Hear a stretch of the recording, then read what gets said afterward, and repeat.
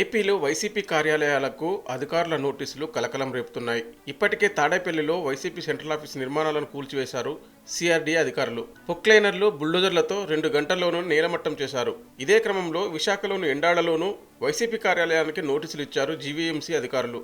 అనుమతి లేకుండా 2 ఎకరాల స్థలంలో ఆఫీసు ఎలా నిర్మిస్తారని ప్రశ్నించారు.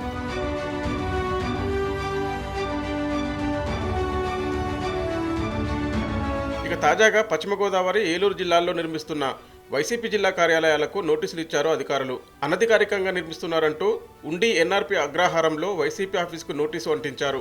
వైసీపీ జిల్లా అధ్యక్షుడు చెరుకువాడ శ్రీరంగనాథరాజు పేరు మీద నోటీసులు జారీ చేశారు. ఏపీ హౌసింగ్ కార్పొరేషన్కు చెందిన 72 సెంట్ల భూమిలోని నిర్మాణాలు తొలగించి స్థలాన్ని అప్పగించాలని ఆదేశించారు రెవెన్యూ అధికారులు. మరోవైపు ఏలూరులో నిర్మించిన వైసీపీ ఆఫీసుకు నోటీసులు జారీ చేశారు మున్సిపల్ అధికారులు. రైల్వే స్టేషన్ సమీపంలో స్టేడియం పక్కనే 2 ఎకరాల్లో పార్టీ ఆఫీస్ ఏర్పాటు చేశారు. దీనిని అప్పట్లో అధికారులు పట్టించుకోలేదు. అయితే తాజాగా నోటీసులు అందజేశారు. ఏలూరు నగర కమిషనర్ వెంకటకృష్ణ ఆదేశాలతో నోటీసులు జారీ చేశారు టౌన్ ప్లానింగ్ అధికారులు. వారం రోజుల్లో వివరణ ఇవ్వాలని సూచించారు.